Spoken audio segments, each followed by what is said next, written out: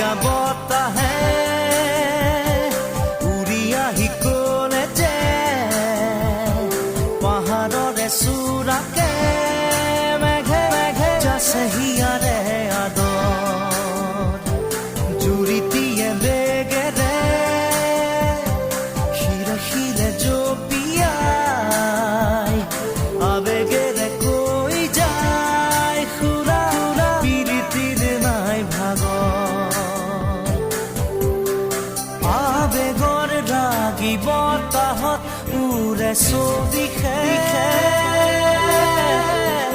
মই কিনো কৰোঁ তুমি নাই মোৰে কাষতে